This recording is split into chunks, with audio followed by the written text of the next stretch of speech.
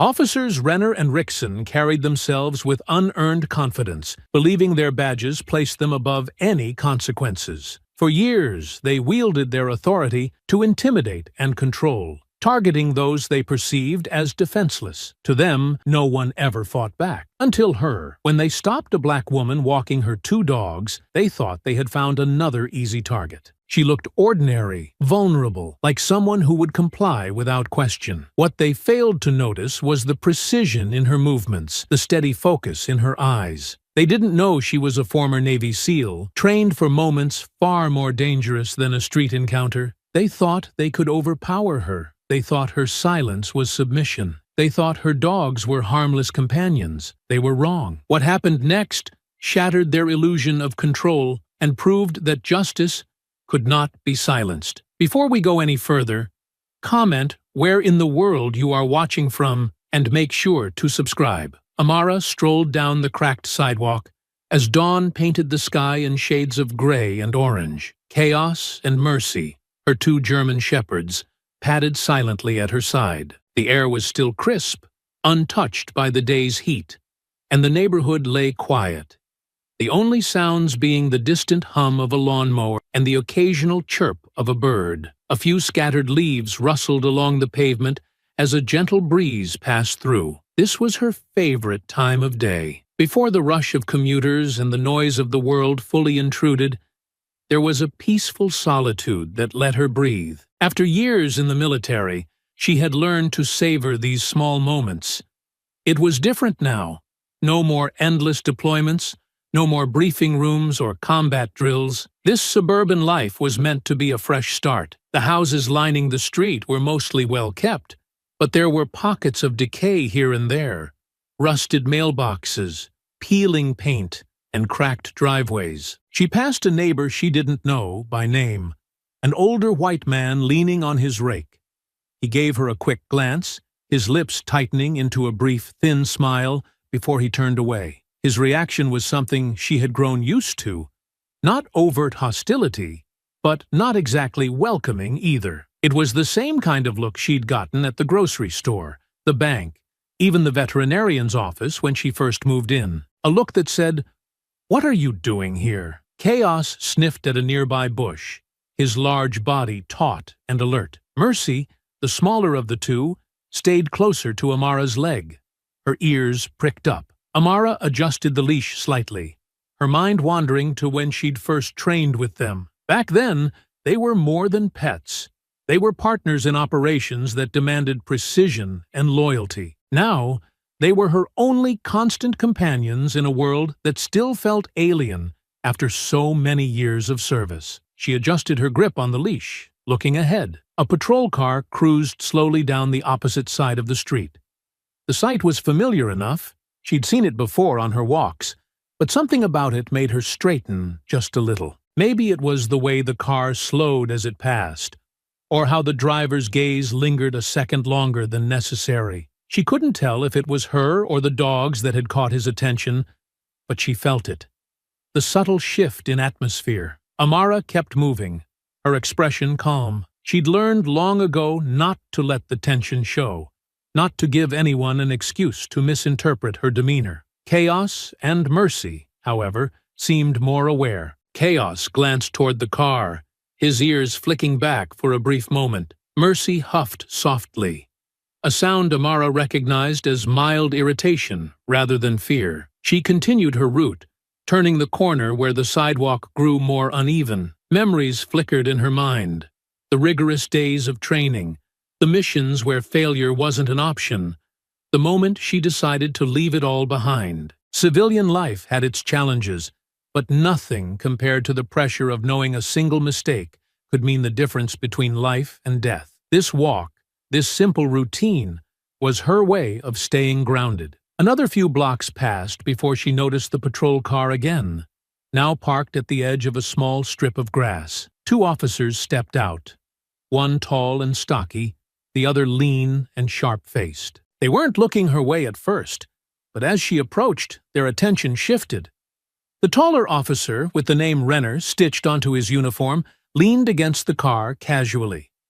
His expression was neutral, but there was something in his eyes, something assessing. "Morning," Renner called out, his tone light, almost pleasant. "Morning," Amara replied, keeping her steps steady and measured. "Nice dogs," he said, gesturing toward Chaos and Mercy. "What breeds are they?" She felt the first note of unease then, but kept her voice steady. "German shepherds. Good guard dogs, I bet." Renner smiled faintly, but it didn't quite reach his eyes.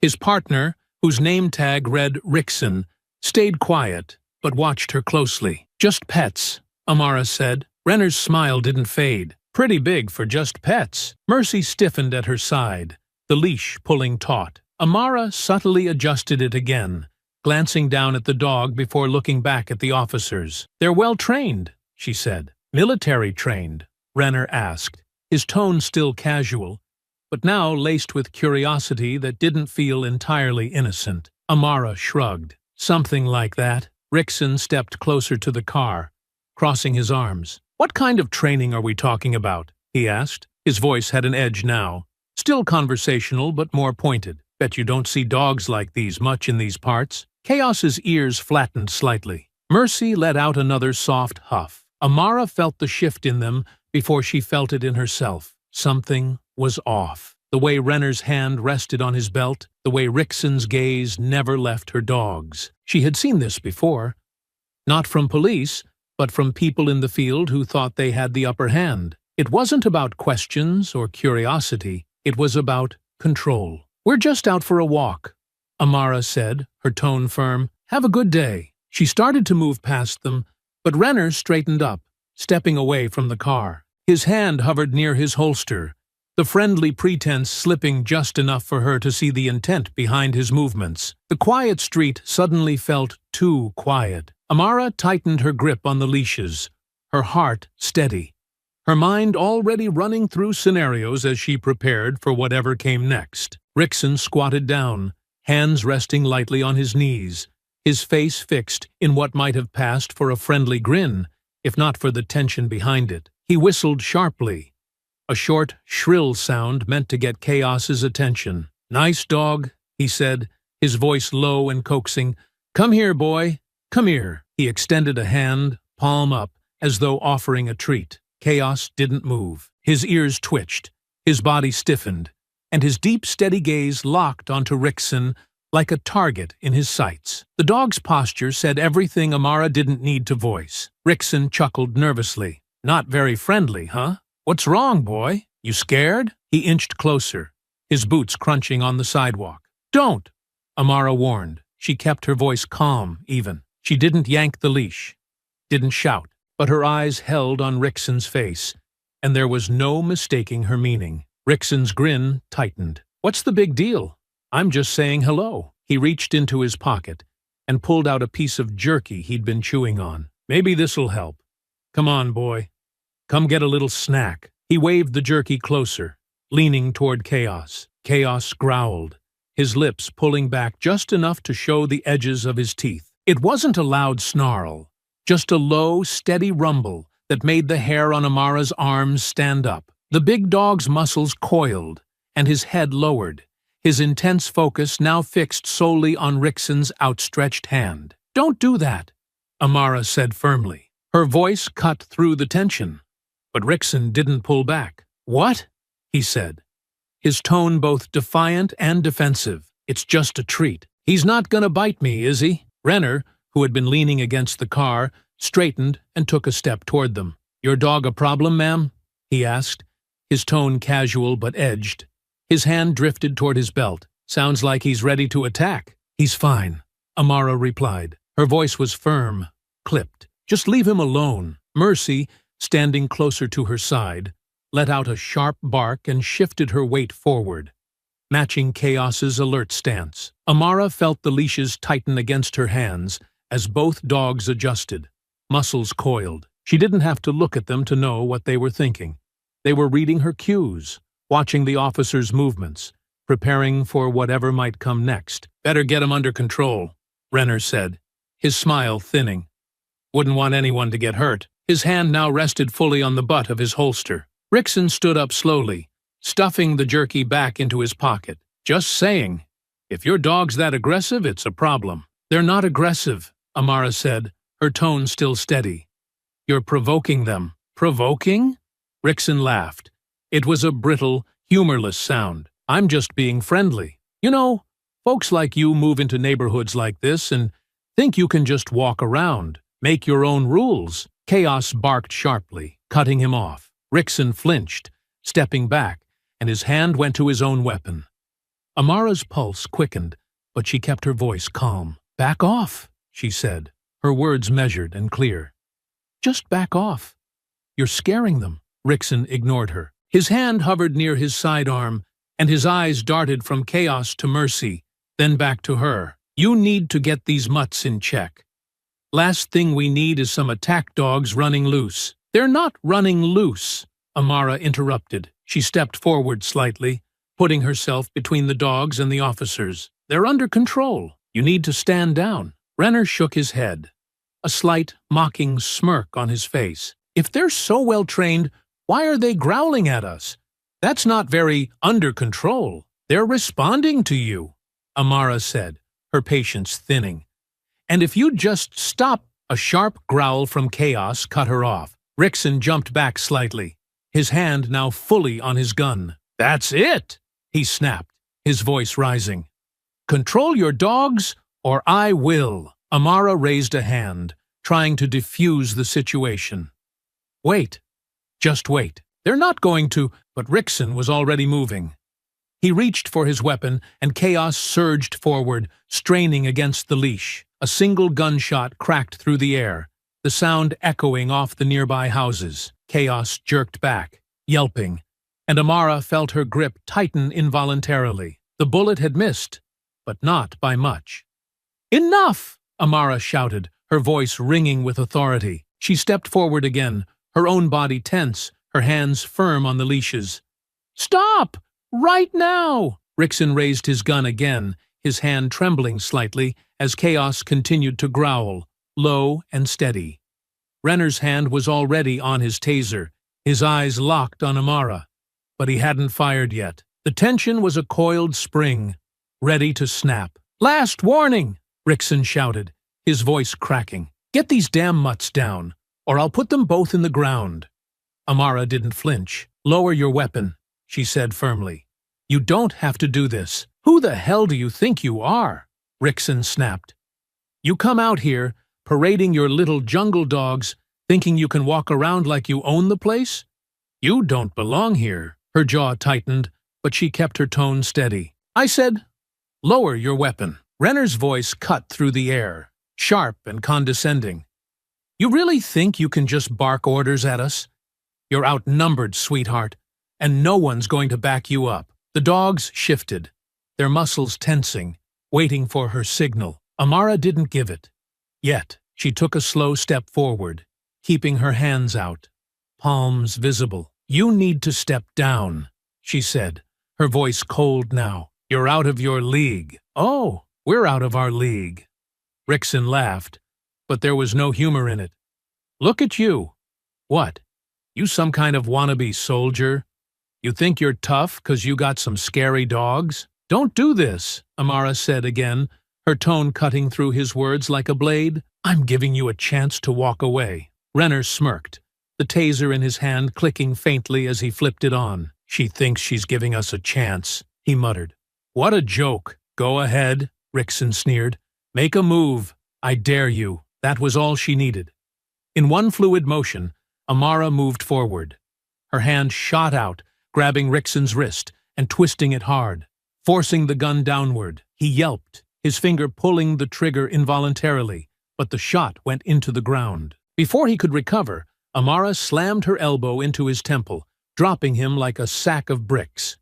The gun clattered to the sidewalk as Rickson crumpled, clutching his head. Renner reacted instantly, raising the taser.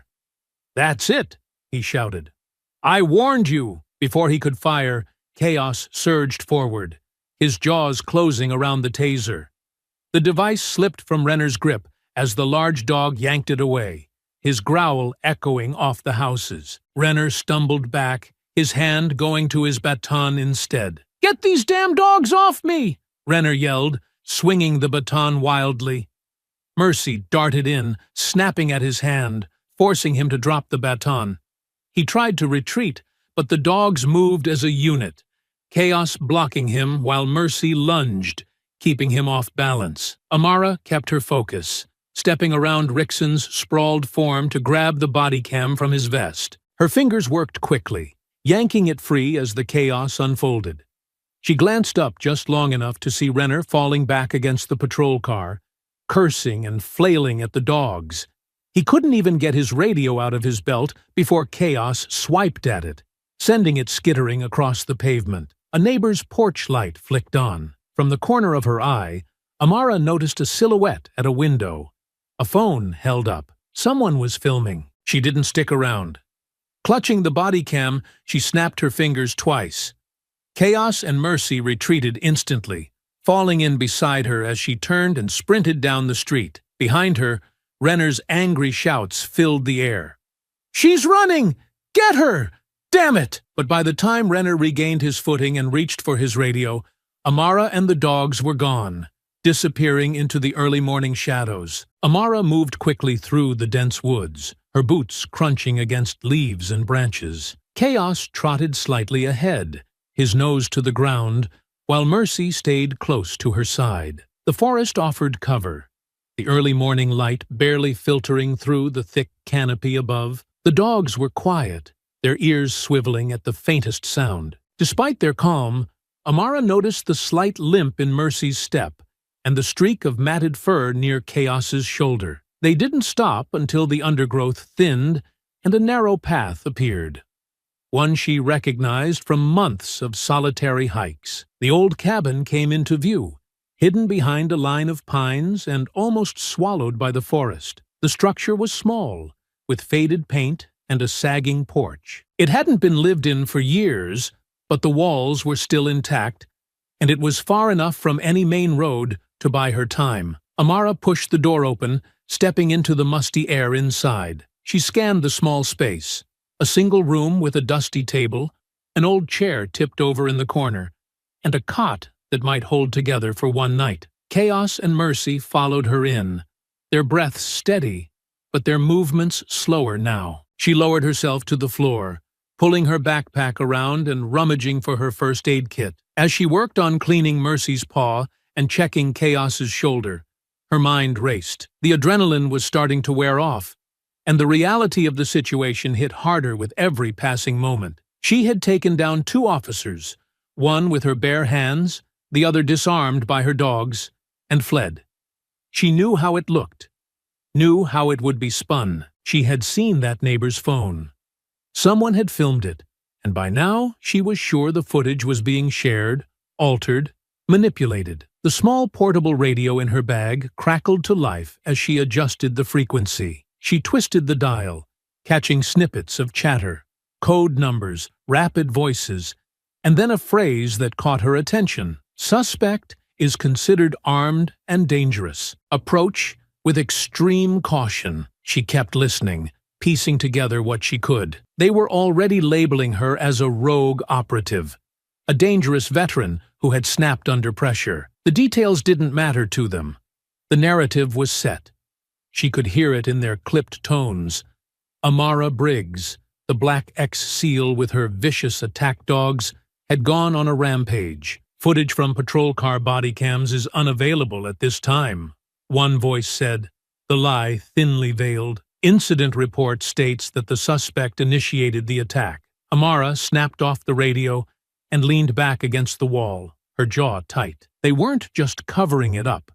They were twisting it into something worse. She could feel the weight of her old training pressing down on her. The rules she'd learned, the procedures she'd followed, the chain of command that was supposed to ensure order, it all meant nothing now. She was the enemy in their story. Mercy nuzzled her hand, snapping her out of her thoughts. She gave the dog a quick scratch behind the ears before reaching into her bag again. This time, she pulled out a cheap burner phone. She stared at it for a moment, knowing the call she had to make wouldn't be easy. The number she dialed was one she hadn't called in years. It rang twice before a familiar, weary voice answered. "Hello? It's me," Amara said, keeping her voice low. "Gina, I need your help." Her sister's sharp intake of breath was audible. "Amara? What the hell's going on? Your name's all over the news."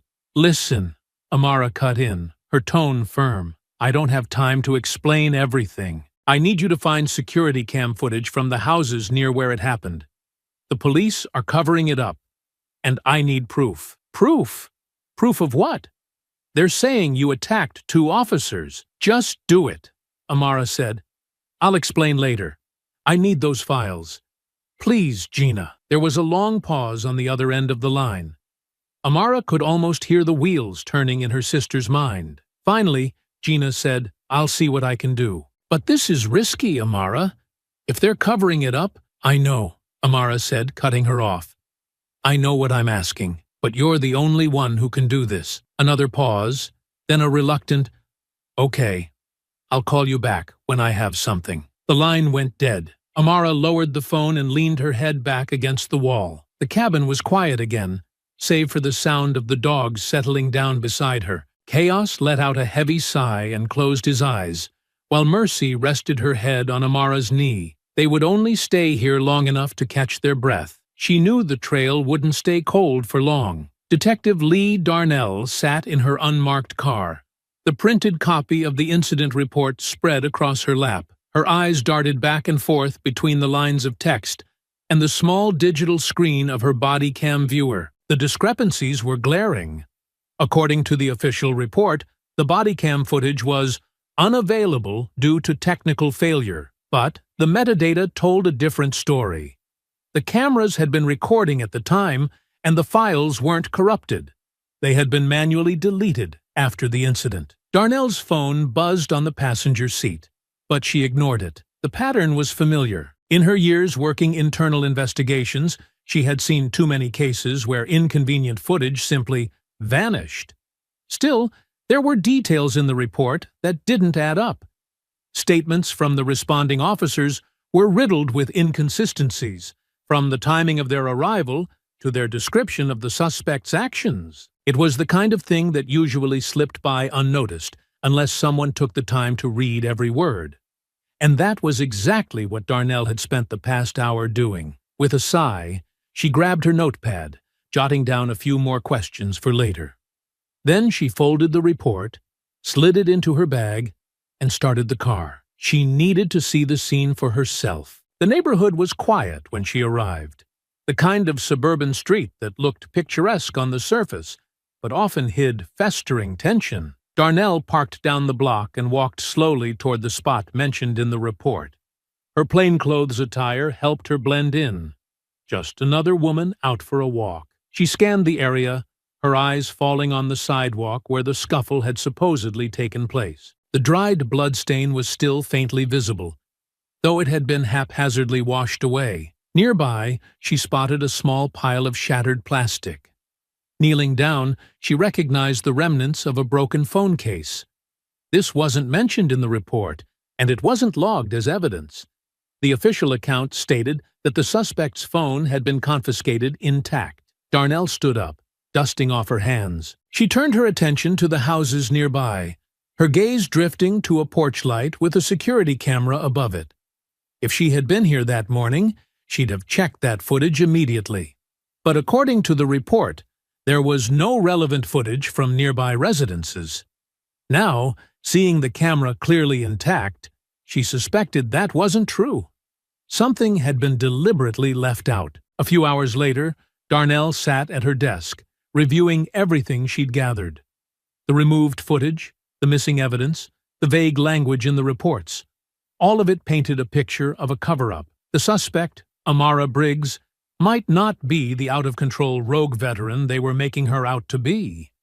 Darnell knew better than to jump to conclusions, but the more she dug, the more the official story began to crumble. She pulled up her secure email, drafting a message to a trusted contact who could access archival footage from nearby traffic cameras. If the officers on scene had wiped the local home security feeds, they might have missed the city-owned cameras on the main road leading in. Darnell wasn't taking any chances. Amara Briggs was dangerous. She didn't doubt that.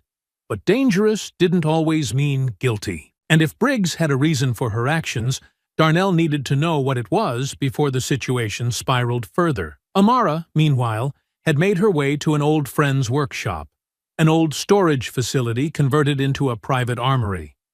Curtis Tech Harland had been her go-to gear expert back in her SEAL days.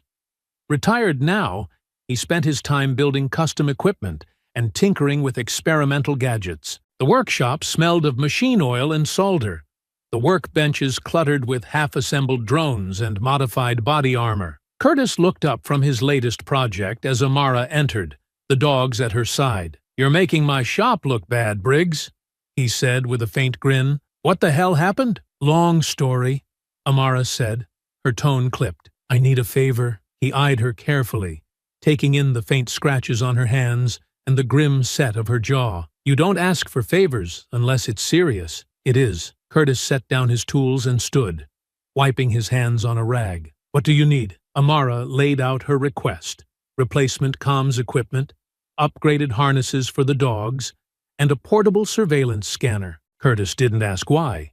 He simply nodded and started gathering what she needed. Amara watched him work, her mind already racing ahead. If she was going to survive, she needed more than just brute force. She needed eyes, ears, and a way to stay one step ahead. Back in her apartment, Gina stared at her computer screen. She had spent the last 2 hours pulling security cam footage from a couple of nearby houses. The files weren't easy to get, encrypted and stored on a subscription service, but Gina knew her way around digital locks. When she finally played the clips, her stomach twisted. The dogs weren't aggressive, not at first. The footage showed Chaos and Mercy standing alert, but still, reacting only after one of the officers had leaned in close, making a sudden, sharp movement. Gina watched as Amara tried to de-escalate. She saw the officers step toward her, the dogs growing defensive. It was clear now. The initial aggression hadn't come from the dogs. It had come from the officers. As she sifted through the files, Gina clicked on one more folder Amara had sent. The body cam footage she'd taken from one of the officers. It showed the confrontation in brutal clarity. The audio picked up Amara's calm but firm instructions for the officers to back off, followed by their dismissive, racially charged remarks. The camera caught Rickson's sudden lunge toward the dogs and the ensuing chaos. Gina's jaw tightened as she watched. The raw footage told a different story than the official reports. Amara wasn't the instigator. She saved the files to an external drive, her mind racing. Amara had given her what she needed, proof that something was being covered up. But now Gina realized just how deep this mess went, and just how much danger they both were in. Amara sat in the corner of the small cabin, her back against the wall, and her legs stretched out in front of her. Chaos and Mercy lay close by, their steady breathing the only sound in the otherwise silent room. She'd managed to get them cleaned up and bandaged. Chaos's shoulder was a little stiff, and Mercy had a slight limp. But they were resilient. They always had been. The warmth of the dog's presence was grounding, but her mind remained a storm of thoughts. The fight with Rickson and Renner replayed over and over in her head. She should have seen it coming. She should have known that their stares, their tone, their stance were more than casual intimidation. Her training should have kicked in sooner. Instead, she'd let it escalate, and now she was running from everything she'd tried so hard to leave behind. Guilt pressed down on her, heavy and sharp. Guilt for the chaos her actions had caused, for the trouble she'd brought to Gina by involving her, for the chance that someone innocent might get caught up in the fallout. But that guilt was accompanied by anger. Anger at Renner and Rickson for starting it, at the system that protected them, at the twisted narrative they'd spun. And beneath all that, her survival instincts churned, reminding her that guilt and anger didn't matter if she didn't live through this. If she was caught, if she was silenced, no one would ever know the truth. Chaos stirred and let out a low, contented sigh, his big head resting on his front paws. Mercy shifted closer to Amara's side, nudging her knee gently. The simple presence of the dogs, their quiet loyalty and readiness, pulled her back to the present. She reached out, scratching behind Mercy's ears, and let herself focus on the steady rhythm of their breathing. They didn't judge her. They didn't question her choices. They were here, ready to move, to fight, to protect. Her burner phone buzzed on the floor next to her, pulling her from her thoughts. She picked it up and checked the encrypted message that had just come through. The sender wasn't one she recognized, but the signature at the end was unmistakable. Lee Darnell. The message was brief, carefully worded, but the intent was clear. Darnell was offering help, and she was being cautious. She'd gone through a contact, encrypting her message to ensure no one else could track it. The words carried a quiet urgency. "I can help you," it said. "Let me prove you're not the threat they're making you out to be." Amara stared at the message, her mind racing. She didn't know if she could trust Darnell, but something in the detective's wording gave her pause. There was no condescension, no assumption of guilt. Darnell wanted the truth, not a quick resolution. If Amara had any chance of clearing her name, it might lie in this tentative ally. At that same moment, miles away, Renner leaned back in his office chair, his eyes fixed on the monitor in front of him. His jaw tightened as the footage from Gina's external drive played. It wasn't supposed to exist. He'd seen to it that all evidence had been wiped. But there it was. Clear shots of Rickson provoking the dogs, of Amara trying to de-escalate, of Chaos and Mercy acting defensively rather than aggressively. The footage cut through the official report like a knife. Renner's hand hovered over his desk phone. "She's smarter than I thought," he muttered. Gina had managed to find and piece together fragments he'd assumed were gone. That wasn't just luck. That was skill. His eyes narrowed as he glanced at the logs he'd pulled. He had traced the IP address where the files were backed up, and it led straight to Gina's apartment. He dialed a number, his tone cold. "We've got a lead. I know where her sister is. Let's pay her a visit." Gina's apartment was eerily quiet when Amara dialed her burner phone that afternoon. She had been checking in every few hours, her heart tightening each time Gina didn't pick up. But this time something was different. The line wasn't dead. Instead, she heard faint, muffled sounds, a low static, a scrape of something metallic, and what might have been voices in the background. It wasn't much, but it was enough to send a shiver through her. The phone was still active. Amara quickly pulled up the location tracking software Gina had installed on the burner. Gina had insisted on it when they started working together, in case either of them got in too deep. The signal came into focus on the screen. A point flashing on the map, sitting squarely on the edge of town. Amara recognized the location immediately. It was an old industrial site, a sprawling collection of warehouses and factories that had been abandoned for years. The place had a reputation for drawing all kinds of trouble. Graffiti taggers, scavengers stripping metal, and, apparently, crooked cops who needed a quiet place to keep someone hidden. Amara didn't waste any time. She clipped the phone to her belt, quickly checked Chaos and Mercy's harnesses, and shouldered her bag. The dogs sensed her urgency immediately. Chaos stood at attention, his ears forward and body rigid, while Mercy pressed close to her side, ready to move. "Let's go," Amara said, her voice calm but firm. She couldn't afford to let any panic creep into her tone. The dogs fed off her energy, and right now, she needed them steady. They set off on foot, cutting through the wooded back trails that wound around the neighborhood. Amara kept her pace brisk, moving swiftly but silently. The sun was starting to sink lower in the sky, painting the trees in shades of orange and gold. She stuck to the shadows where she could, keeping herself and the dogs out of sight. The fewer people who saw her, the better. The closer she got to the industrial site, the more focused her mind became. Memories of the place surfaced, long ago training exercises that tested her endurance, stealth, and ability to adapt. Back then, she and her team had used the crumbling warehouses to simulate urban warfare scenarios. She knew the layout well, the narrow alleyways between buildings, the rusted chain-link fence surrounding the perimeter, the stacks of pallets that could double as cover.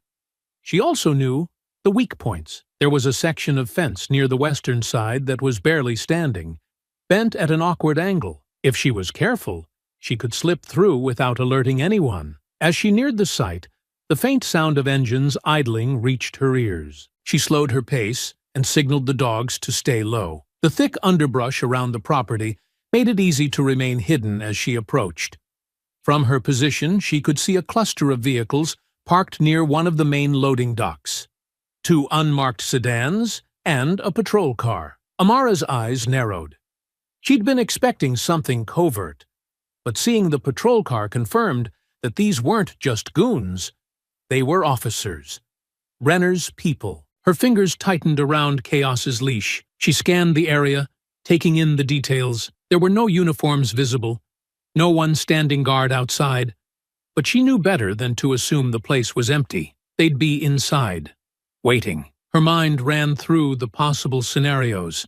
They'd likely have Gina tied up somewhere in the main building, probably in one of the old offices, where they could keep her isolated. The goal wasn't just to rescue her, it was to get in and out before anyone realized what had happened. Amara pulled back into the cover of the trees, crouching low. Chaos and Mercy stayed perfectly still, their breathing slow and quiet. She tapped her portable comms unit, double-checking that everything was in working order. Curtis's gear hadn't let her down yet, and she couldn't afford any malfunctions now. The first step was getting through the fence. Amara crept along the edge of the property until she reached the western side. The fence here was as bad as she remembered, the metal warped and sagging in places. She slipped the bolt cutters from her bag and snipped through the few remaining strands of chain link holding it upright. The metal parted with a soft creak, and she pushed it aside just enough to slide through. The dogs followed, low to the ground and silent as shadows. Inside the fence, the ground was uneven, covered in patches of weeds and scattered debris. Amara moved carefully, her footsteps deliberate. The air was heavy with the smell of rust and oil, and every now and then a faint clang echoed from deeper inside the warehouse complex. It was a sound she recognized, boots on metal walkways. Someone was patrolling inside. Amara found cover behind a stack of wooden pallets, taking a moment to steady herself. The plan was simple. Find Gina, neutralize any threats, and get out. But plans rarely stayed simple. She knew things could go wrong. Renner's people might have reinforcements nearby, or Gina might be injured, making a quick escape impossible. Amara shook off the doubt. She couldn't afford to think about failure. She pulled up the burner phone's signal tracker again. The ping was stronger now, the signal steady. Gina's phone hadn't moved in the past hour. That was a good sign. It meant she was still in the same location. Amara tapped the screen, noting the exact building where the signal was coming from. It was one of the smaller warehouses set back from the main loading dock. Fewer entry points, easier to secure, but also harder to sneak into. Chaos let out a soft, low growl, and Amara froze. She glanced around the corner of the pallets and spotted movement near the patrol car. A man in plain clothes was standing by the driver's side door, talking into a radio. He didn't appear armed, but that didn't mean he wasn't carrying. Amara watched him for a moment, her body still as she weighed her options. The longer she stayed out here, the more likely someone was to notice her. She needed to move. With a quiet hand signal, she directed Chaos and Mercy to follow. They stayed close, their movements fluid and precise. Amara worked her way around the side of the building, keeping to the shadows. She could hear the faint hum of a generator somewhere inside, the sound blending with the occasional metallic creak. Every step brought her closer to Gina. Amara pressed herself against the cold, rusted metal wall, her pulse steady and her breathing controlled. Chaos and Mercy crouched at her side, their eyes locked on her as she scanned the dimly lit warehouse. Inside, the faint buzz of a generator mixed with the distant murmur of voices. She caught snippets of conversation, men joking about their next payday, someone grumbling about having to stand watch again. She touched Chaos's head lightly, signaling him to stay put, and crept toward the nearest stack of crates. The crates were old and splintered, piled haphazardly in the center of the room. Beyond them, she could see 3 men clustered near a makeshift table. They were dressed in civilian clothes, but the holsters on their hips and the assault rifles leaning against the table told her everything she needed to know. Renner's hired muscle. Her first objective was to eliminate these sentries quietly. If she could take them out without alerting the others, she'd have a clear path to the office where Gina was likely being held. She crouched lower, moving silently, her boots making no more than a whisper on the concrete floor. The nearest man was standing with his back to her, flipping through a deck of playing cards. Amara slipped behind him, one arm locking around his neck, the other gripping the back of his head. A sharp, controlled twist, and he went limp. She lowered him carefully, setting his body down without a sound. The second man looked up, his brow furrowing when he noticed his friend was gone. "Hey! Where'd—" Amara surged forward before he could finish. She grabbed the man's arm, twisting it behind his back, and slammed his head into the edge of the table. He crumpled with a muffled grunt. The third man reached for his rifle, but Chaos moved like a shadow. A low growl was the only warning before the dog lunged, his powerful jaws clamping onto the man's arm. The mercenary yelped, the rifle clattering to the floor. Amara stepped in, her elbow connecting with the side of his head. He went down, and Chaos released his grip, returning to her side immediately. "Good," she whispered, giving Chaos a quick pat. She scanned the room again. No movement. The 3 sentries were down, and she still had the element of surprise.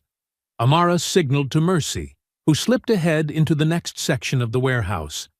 The dog moved with precision, her ears alert, her nose low to the ground. Mercy stopped at the edge of a stack of barrels, her body tense.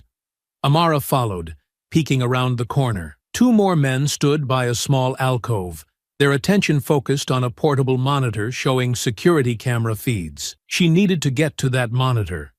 If she could disable their surveillance, her chances of staying undetected would increase significantly. She pulled out a small, modified flashbang from her belt, one Curtis had given her. It wasn't designed to cause a loud explosion, just a short, blinding flash. She lobbed it toward the alcove, ducking back as the light flared. Both men stumbled, cursing, their hands flying to their eyes. Amara moved quickly, delivering a sharp kick to the first man's knee, sending him sprawling. The second man swung blindly, but she caught his wrist, twisted it, and drove her fist into his jaw. He collapsed onto the concrete. Amara quickly turned to the monitor, yanking the cords free and pocketing the drive attached to it.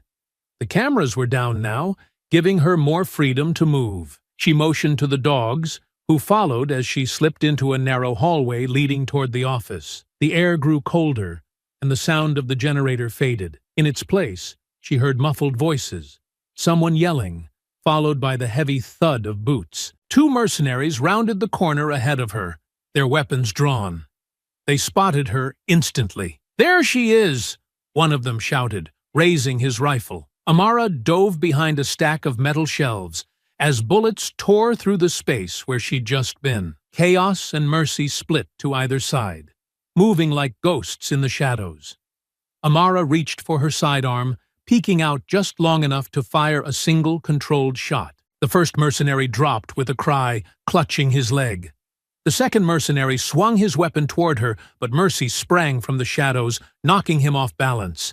He fell backward, his rifle clattering out of reach. Amara closed the distance in seconds, grabbing the man by the collar and slamming him into the wall. His head hit with a sickening thud, and he slid down unconscious. Amara crouched low, pulling both dogs close to her side as she listened. The gunfire would have alerted the rest of the guards. She had to move fast.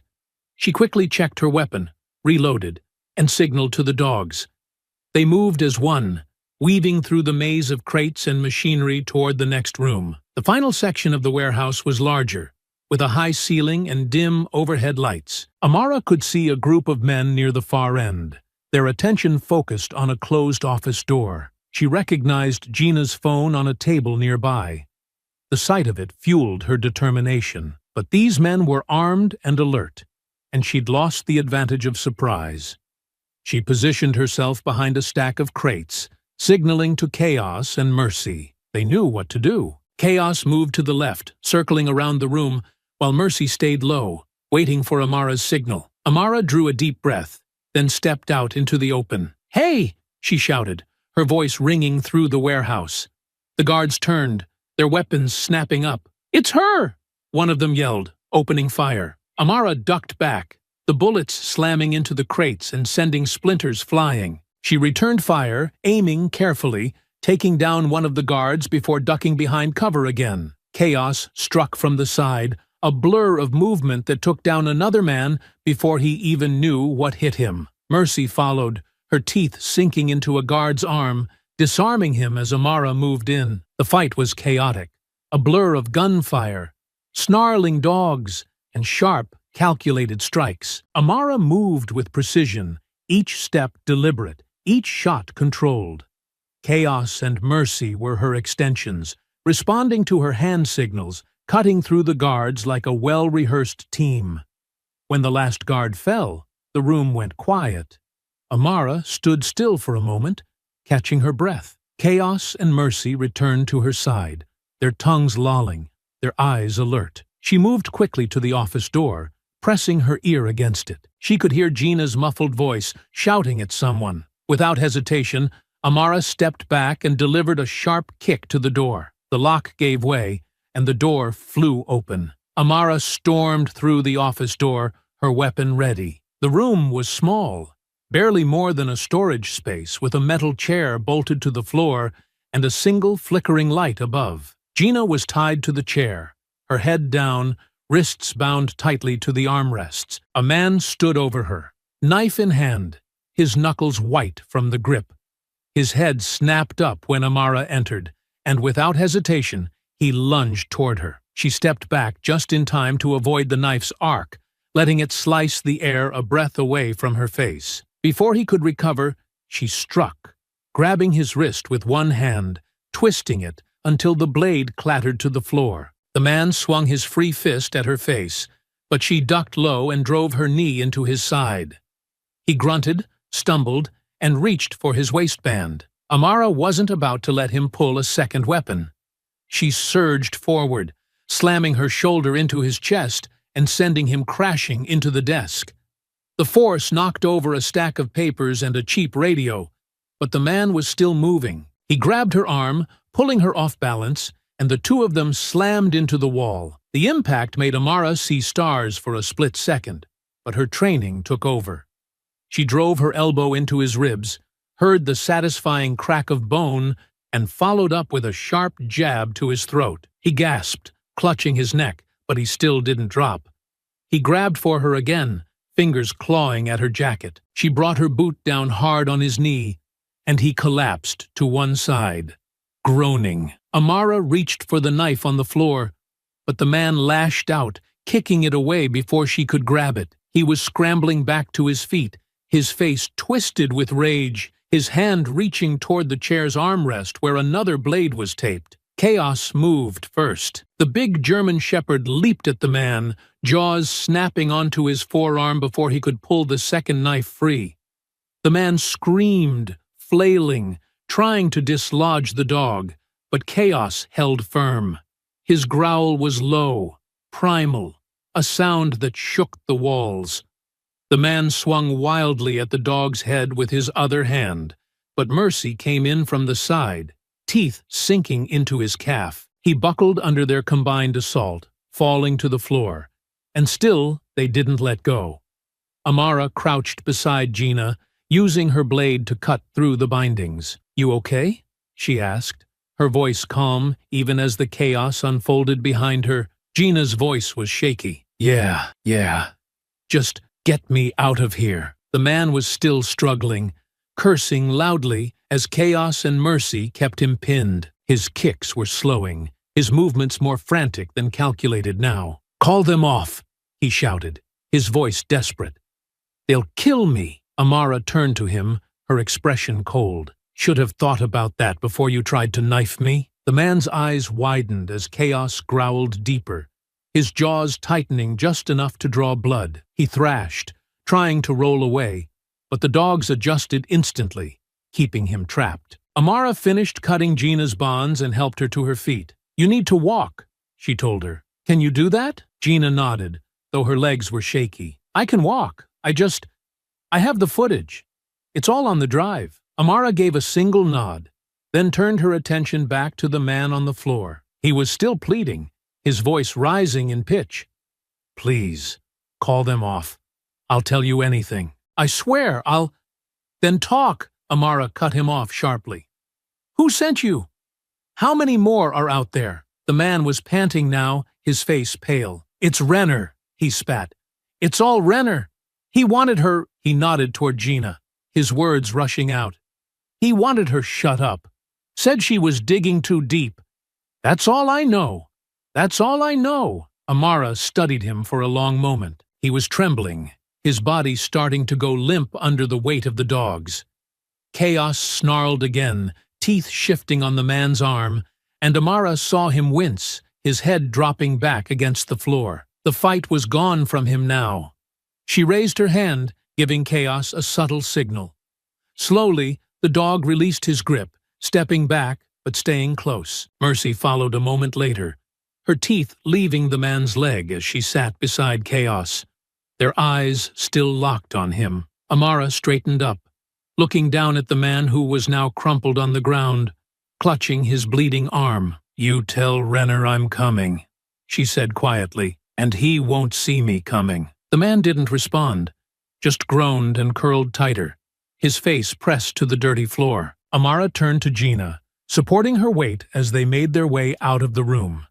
Behind her, Chaos and Mercy followed, their ears pricked, ready for whatever came next. Amara helped Gina to a safer spot away from the chaos of the office, setting her down on an overturned crate in a dim corner of the warehouse. The tension in the air felt as heavy as the musty, stale smell of the old building. Gina winced as she rubbed her wrists, her eyes scanning Amara's face. She looked shaken but determined, her resolve as sharp as ever despite the ordeal she'd been through. "You okay?" Amara asked, keeping her voice low. Gina nodded, though her voice was still a bit shaky. "I've been better, but I've also been worse." Amara allowed herself a faint smile at her sister's attempt to stay strong. She crouched down, staying close enough to hear Gina clearly, but still keeping an eye on the office door. She couldn't be sure if more of Renner's men were nearby. "We don't have much time. What did you find?" Gina didn't waste a moment. "After you first told me about what happened, I started looking into the officers involved. At first, I thought it was going to be the usual.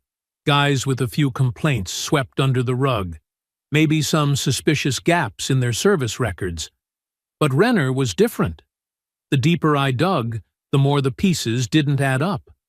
His credentials, his transfer paperwork, even his date of hire, it all seemed off." Amara frowned. "What do you mean, off?" "His file reads like someone copied it out of a training manual and just dropped it into the system," Gina explained. "Nothing about his record was organic. It was too clean. No reprimands, no minor infractions, just a glowing, picture-perfect career path that looked suspiciously fabricated. So I started pulling at the threads, cross-referencing dates and documents. That's when I found the redacted files. They were buried deep, but they were still there. Renner wasn't a career cop. He was CIA." Amara's eyes narrowed. "CIA? You're sure?" Gina nodded. "Yeah. He wasn't just some agent either. He was attached to a black ops unit, off the books, running operations that weren't exactly sanctioned, at least not in the way they were supposed to be. Whatever he was involved in, it went bad. The files are heavily redacted, but the details I found paint a pretty damning picture. There was a mission a few years back, and something went sideways, big enough that it ended up on the radar of multiple agencies. I think his whole unit was burned. Renner got the axe. "And he ended up here?" Amara asked, her voice tense. "He disappeared for a while," Gina said, "but then I started seeing his trail again, just under a new name. Renner is a fake identity. He created it after the fallout and somehow got himself into law enforcement. My guess is he used contacts from his old life to help him blend in. He created a history that no one would question and started fresh. Amara sat back on her heels, absorbing the information. How does that connect to me? Gina hesitated, her lips tightening as she looked at her sister. That last mission you were on, the one overseas right before you left the military, the one you don't like to talk about. Amara's expression darkened, her voice dropping to a cold, sharp edge. What about it? I think that mission was tied to him, Gina said quietly. I think you were part of the team that exposed whatever it was he was doing. You didn't know at the time. No one on your side did. But the intel you helped recover, it lined up with some of the operations he was running. You blew the lid off something that got him burned. He lost everything. Amara's jaw clenched. She stared past Gina, her mind racing back to those chaotic days. The mission had been a nightmare, a swirling mass of conflicting orders, half-truths, and classified reports. It had left a bad taste in her mouth, but she had never known why. Now, she felt the pieces falling into place, each one landing heavier than the last. You're telling me that I'm the reason he was discharged. Not directly, Gina said. But yeah, your team uncovered his operation, and it brought everything crashing down. He was court-martialed, and after that, he disappeared. He must have blamed you, and now he's using this so-called protocol as an excuse to take revenge. Amara's hands tightened into fists. So this was never about a traffic stop? Never about protecting the neighborhood? No, Gina said. This is personal. It's payback. The words hung in the air, heavy and cold. Amara pushed herself to her feet and began pacing, her mind running through the implications. She had been caught in someone else's vendetta, dragged into a fight she hadn't even known existed. Renner had been planning this for years, waiting for the right moment to strike. And now, he wasn't just going after her. He was going after everyone around her. What else did you find? Amara asked, her tone clipped. I got everything I could, Gina said. I downloaded backup copies of all the footage, all the documents, even some of the original mission files. It's not everything, but it's enough to prove what he's done, enough to show who he really is. Amara stopped pacing, turning to face her sister. And the footage. Does it show the truth? Gina nodded. It shows the dogs weren't aggressive. It shows the officers were the ones escalating. If we can get it to someone who can use it, we can blow this whole thing open. Amara clenched her jaw, the weight of the drive in her hand feeling heavier than it should. We'll take it to Darnell, she said. She's been reaching out for a reason. If she's the real deal, she'll know what to do. She's our best bet, Gina agreed. But you have to be careful. Renner's got people everywhere. He's not going to let this slide. I'm counting on it, Amara said. She tucked the drive into a secure pocket and looked at Gina. Stay out of sight. If anything happens to me, get this to Darnell. Don't let him bury it. Gina nodded, her expression serious. What about you? I'm not done yet, Amara said simply. She knelt beside Chaos and Mercy, checking their harnesses and patting them gently. The dogs were calm, steady, as if they knew the gravity of the situation. We've still got work to do. Amara sat across from Detective Lee Darnell at the small table inside the dimly lit safe house. The room was silent except for the faint hum of an old refrigerator. Chaos and Mercy lay on the floor nearby, their eyes steady, ears twitching now and then, as if they too were absorbing every word. Darnell leaned back in her chair, studying Amara carefully. You already know who he really is, she said, her tone low. But let me fill in the gaps. Amara gave a curt nod, her expression neutral. Go on. Darnell flipped open a slim file and tapped one of the grainy photos inside. Renner wasn't always a cop. I don't think he ever actually wanted to be one. He started off as a paramilitary operative, and he was good at it. Maybe too good. His work in the field was clean at first. Quiet missions, clean exits. But after a few years, He started cutting corners, taking on jobs that fell outside the lines. Arms deals, covert fund transfers, nothing you'd ever see on paper. But everyone knew what he was doing. Amara didn't speak. She let Darnell continue. He got greedy, started using his position to run his own operations under the radar. The problem was, the agency doesn't like loose cannons. They were happy to turn a blind eye until someone higher up took notice. I don't know if he thought he was untouchable, or if he just made the wrong enemy, but someone set their sights on him. Your last mission overseas, that extraction and recovery op, was the nail in his coffin. I've already heard this part, Amara said, her voice quiet but sharp. Gina told me we exposed him without even knowing. Darnell nodded. What she might not have mentioned is how fast things fell apart after that. Once your team's intel came back to the agency, they didn't just burn him.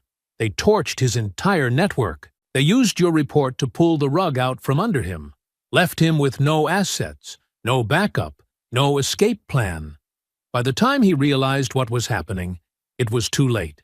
His team scattered. The accounts he thought were secure were frozen. And then, like that, she snapped her fingers. He was out. No hearing, no formal reprimand. Just a dishonorable discharge and a swift exit from the world he'd built. Amara's jaw tightened, but she said nothing. I don't think he ever forgave the agency for that. Darnell said, and I sure as hell know he didn't forgive the people who made it possible. Your team. He probably never even learned your names until years later. But once he did, you became a loose end. And he decided to clean up that loose end by joining law enforcement and hiding in plain sight.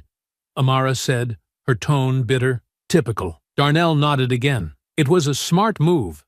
By the time he resurfaced, he'd created a squeaky clean record, pulled some strings to get hired in a department that wouldn't ask questions, and settled in. But all along, he was just biding his time. Until now, Amara muttered. Until now, Darnell confirmed. He's been waiting for the perfect moment, and now he's got connections on the inside, helping him cover his tracks. People who owe him favors. People who don't even know what he's really done. They see him as this stand-up officer.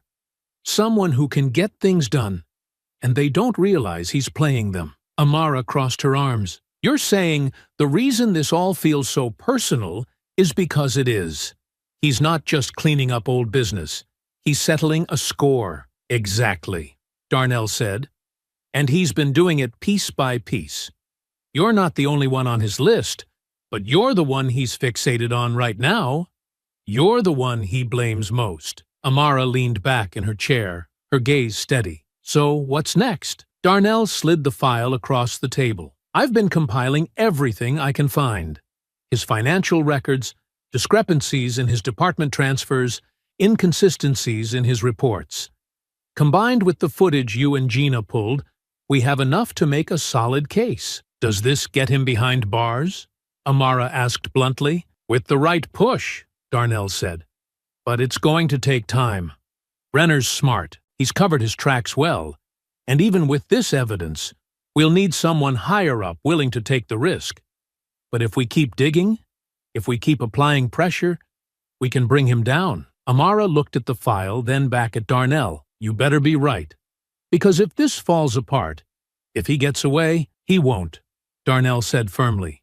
Not if we stay on him. Amara's expression didn't soften, but she nodded. Then let's get to work. Amara stood in the safe house kitchen, her hands resting on the edge of the counter as she studied the printed blueprints that Darnell had brought. The detective had managed to get her hands on internal maps of the police headquarters, highlighting access points, surveillance blind spots, and the location of the department's secure server room. The paper spread out in front of her was littered with circles, arrows, and notes in Darnell's tight handwriting, each marking the best route to slip in and out undetected. Gina sat at the small table beside her, laptop open, typing furiously. She was already working on the back end, setting up the tools they'd need to download the files and safely route them to multiple secure storage sites. Her eyes flicked back and forth between the screen and the notes she'd scribbled on a notepad next to her. Chaos and Mercy lay at her feet, but even in their relaxed postures, they were alert, their ears twitching at every faint sound in the room. "This route here," Darnell said, leaning over Amara's shoulder, "is the cleanest. The cameras in that corridor are out of sync. They'll sweep right past you if you time it right. The only thing you need to worry about is the patrol officer who passes through every 20 minutes. If you catch him in the stairwell, he won't even see you coming." Amara nodded, her brow furrowed as she traced the path on the map with her finger. "What about the server room itself?" "Single camera at the door," Darnell replied. "No audio feed, just video. It's tied to a separate system, though, so Gina will have to bypass it remotely. Once you're in, there's a master console. That's where we'll plug in Gina's drive. It should take about 15 minutes to copy everything." Amara straightened, her eyes still on the map. 15 minutes is a long time if something goes wrong, which is why we'll be monitoring every step, Gina said, her voice calm but firm. "Once you're in, I'll take over the feed and start the transfer. You just have to keep it steady until the files are out." "And the dogs?" Amara asked, glancing down at Chaos and Mercy. "They're coming in with me." Darnell hesitated. "Amara, it's going to be tight quarters. You're sure they'll be okay in that environment?" Amara's eyes narrowed slightly. "They're trained for this. They'll know how to move, where to stay, and if we run into trouble, I'd rather have them at my side than anyone else." Darnell held her gaze for a moment, then nodded. "All right, I trust you know what you're doing." The next few days were a blur of preparation. Darnell continued refining the maps, adding notes on patrol schedules and updating escape routes. Gina worked late into the night on her laptop, fine-tuning the encryption tools they'd need to bypass the department's firewalls. Amara spent hours running drills with Chaos and Mercy. They practiced silent takedowns, moving through narrow spaces, and responding to hand signals. Each session was designed to mimic the conditions they'd face in the raid. Dim lighting, confined quarters, and the constant need for absolute silence. By the third night, the team was ready. Darnell spread the final map on the table, pointing to the route they'd settled on. "You'll go in through the east maintenance entrance," she said. "It's locked, but not alarmed. Once you're inside, it's a straight shot to the stairs. That'll bring you down to the basement level, where the server room is located. Gina will be monitoring everything from here. If anything changes, if patrols shift, or a camera comes back online, she'll let you know." Amara nodded. "And once I'm in, you'll have a window," Darnell replied. "No more than 15 minutes to plug in, download the files, and get out. After that, the system's backup cycle will kick in, and they'll notice someone's in the server." 15 minutes, Amara repeated. "Got it." Darnell leaned in, her expression serious. "If anything feels off, you pull back. This isn't a one-shot deal. We can regroup and try again if we have to." Amara shook her head. "No, we finish this now. The longer we wait, the more time he has to cover his tracks." Gina looked up from her laptop. "Amara, I've set up a dead man's switch. If something happens, if you can't get out, just hit the button I gave you.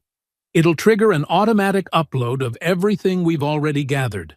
That way, at least the story won't die with us." Amara gave her sister a faint smile. "Thanks, Gina. Let's hope it doesn't come to that." That night, as they loaded the final gear into a plain, unmarked van, Amara crouched beside Chaos and Mercy, giving each of them a quick scratch behind the ears. "You two ready?"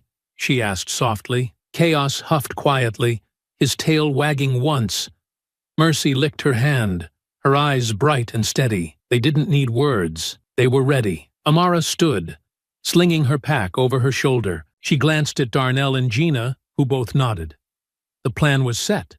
The team prepared. All that was left was to execute it. "Let's move," Amara said, and they headed out into the night. Amara crouched in the shadows just beyond the precinct's east entrance, her heart steady and her breathing controlled. The city was silent at this hour, the streets bathed in the faint glow of streetlights. Beside her, Chaos and Mercy stayed low, their bodies pressed to the ground. Their eyes were locked on her, waiting for the signal. She checked her watch. The camera sweep on this side of the building wouldn't pass again for another 2 minutes. The patrol officer making his rounds was exactly where Darnell had said he'd be, on the opposite end of the parking lot.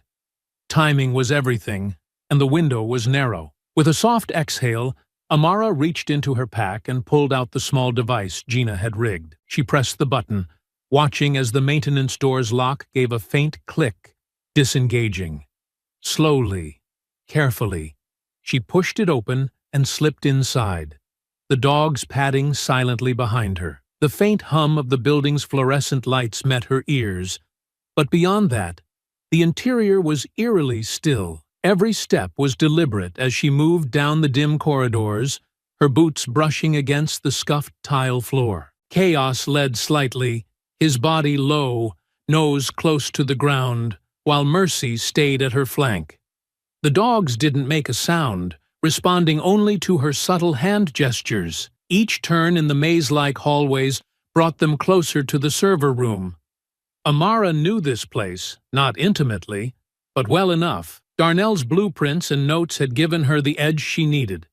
The hallway cameras were spaced out, the patrol routes predictable, yet the stillness around her was unnerving. Every faint hum of machinery or creak of the building's infrastructure sent a whisper of tension down her spine. She couldn't afford mistakes. Not here. When she reached the basement level, her hand hovered near the small device again. The secure evidence room was ahead, its heavy door and access panel waiting. Amara glanced at Chaos, whose ears twitched as if sensing her hesitation. Mercy stayed still, a steady presence at her side. "Not yet," she murmured under her breath, though it was more for herself than the dogs. With one last glance over her shoulder, she activated the bypass. The door lock clicked open, and she eased it inward. The air inside was cool, the temperature controlled to keep the servers running smoothly. The faint glow of monitors cast long shadows across the shelves and locked cabinets lining the room. Amara moved quickly but cautiously. She approached the terminal and pulled Gina's drive from her pocket, plugging it into the main console. The screen flickered to life, the lines of code appearing as the drive began its work. The faint click of keys filled the space as she navigated through the system, starting the transfer. The progress bar appeared at the top of the screen, ticking up slowly. 10%. 15%. She stayed perfectly still, her ears attuned to every creak, every faint sound in the room. She could feel the tension radiating from the dogs. Chaos lay in the corner near the door, his eyes fixed on it. Mercy remained closer, her body low and ready, her gaze occasionally shifting toward the terminal. The seconds crawled by. 20%, 30%. Amara's breathing remained even, though her mind raced. This was the most vulnerable point of the operation. The longer she stayed here, the more likely it was that someone would notice. 34%, 47%. Chaos's ears flicked forward. Amara froze, her hand hovering over the keyboard. The dog's posture changed, still low, but more alert. Mercy let out a faint exhale, a subtle signal that something wasn't right. Amara's fingers tightened around the edge of the desk. Then she heard it, footsteps. Not close, but not far enough. They echoed faintly from somewhere above. Amara clenched her jaw, her mind racing. She knew the patrol routes, but these steps weren't where they were supposed to be. Something had shifted. The progress bar ticked up to 50%, then 55%. Chaos stood now, his body stiff, ears sharply pointed. Mercy's muscles coiled, her head turning toward the door. Amara moved quickly, silently stepping toward Chaos and crouching beside him. She raised 2 fingers, her signal for stay. The dog didn't move, but his gaze never left the door. The footsteps grew louder. They were descending, moving toward the basement level. Amara checked the screen again. 60%. The transfer was still in progress. She couldn't pull the drive out now. She had to let it finish. The first faint creak of the hallway door opening made her pulse quicken. Chaos growled low, and Amara pressed a hand to his side, steadying him. The sound of boots on the tile came next. Slow, deliberate. She stayed perfectly still, crouched beside her dogs, her hand near her weapon. Every instinct told her to move, to act. But she held her ground. She needed to know what she was dealing with before making her next move. The footsteps stopped just outside the evidence room door. A flashlight beam swept across the small window, its glow cutting through the darkness inside. Amara stayed hidden behind the shelves, her eyes fixed on that narrow pane of glass. Another creak. The door handle turned slightly, not opening yet, just testing. Then it stopped. Amara's heart pounded in her chest. She glanced at the screen.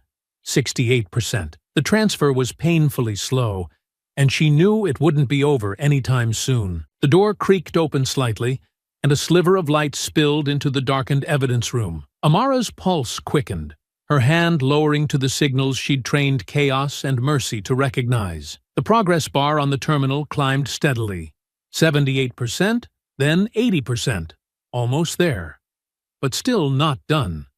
She stayed perfectly still as the first officer stepped inside, his flashlight sweeping the room. "Something's not right here," he muttered, his voice low but sharp. A second set of footsteps followed behind him, heavier, more deliberate. The beam of the flashlight caught the reflection of the monitor for a split second, and the officer paused. "Hey, check this out," he called back softly. Amara's fingers brushed over the floor near Chaos's paw. A subtle tap, a signal. Chaos tensed, his muscles coiling. But he didn't move, not yet. Amara waited, timing it perfectly. The officers were still speaking in hushed tones, their light moving closer to the console. The second officer leaned in toward the screen, confusion flickering across his face. "Is that a transfer? That's not supposed to be—" Before he could finish the sentence, Amara moved. She tapped Chaos's side twice, and the dog launched forward. The first officer didn't even have time to shout before Chaos hit him squarely in the chest, teeth bared and growling. He went down hard, the flashlight clattering to the floor and rolling under the shelves. The second officer reacted quickly, drawing his sidearm. But Amara was faster. She lunged from the shadows, grabbing his wrist and twisting it sharply. The gun fell from his hand, and she followed with a sharp elbow to his ribs. He grunted, stumbling back into the evidence racks, but didn't go down. Chaos held the first officer pinned, his growls deep and guttural, while Amara turned her focus to the second. The officer threw a wild punch, but Amara ducked under it. Her training took over, every move precise. She grabbed his outstretched arm and pivoted, slamming him into the edge of the console desk. He let out a pained yell, but before he could recover, she swept his legs out from under him, dropping him hard to the floor. Mercy joined the fray now, moving to back up Chaos. She circled the fallen officer, her teeth bared as he tried to scramble backward. His hand fumbled for the flashlight, but Mercy stepped on his wrist, growling low. The officer froze, his breathing heavy. Amara turned back to the first officer, who was struggling beneath Chaos's weight. "Down!" she barked, her voice sharp. Chaos adjusted, his growls still rumbling, but he eased enough to allow the officer to move his hand away from his belt. Amara stepped in, her knee driving into the man's arm to pin him as she reached for the gun he'd been reaching for. "You don't want to do that," she said coldly, pulling the weapon away. "Trust me." The officer glared up at her, sweat beading on his brow. "You—" "Shut up!" Amara cut him off, grabbing his radio and tossing it to the corner of the room. She motioned to Mercy, who growled again, keeping the second officer from trying anything. "You're lucky I'm in a good mood." The fight wasn't elegant, but it was effective. Amara used her training to keep every movement efficient, every strike deliberate. Her focus was absolute, the dogs following her commands without hesitation. As the progress bar climbed higher, 85%, 86%, she knew the worst wasn't over. This was just the start. More footsteps echoed down the hall. The fight had been quick, but not silent. Someone had heard the commotion, and Amara didn't have to guess who. Another flashlight beam swept into the room from the doorway. Chaos growled, but Amara tapped his side again, signaling him to hold. They needed to regroup. The new officer entering the room didn't hesitate. He drew his weapon and shouted, "Freeze! Hands where I can see them!" Amara's pulse raced, but she stayed calm. She slowly raised her hands, keeping her movements measured. Chaos stayed by her side, his growl a low rumble that seemed to fill the room. Mercy moved closer, her posture steady, but her eyes never leaving the officer. "Back away from the console," the officer ordered, his voice steady. Amara met his gaze. "You're making a mistake." "Don't test me," he shot back. "Step away, now." She took a step back, but not far. "You don't know who you're working for. Renner's got you all by the throat and you don't even see it." The officer's expression flickered, just for a moment. Doubt. But it wasn't enough. "On the ground," he ordered, motioning with his weapon. Amara glanced at the terminal. 88%. Still climbing. She couldn't pull the drive now. Not yet. "You think Renner cares about protocol? About what's right? He's using you." "Get on the ground," the officer repeated, his voice rising. Amara didn't move. Chaos's growl grew louder, and Mercy tensed, ready to spring at her command. The officer's finger twitched on the trigger, but he hesitated.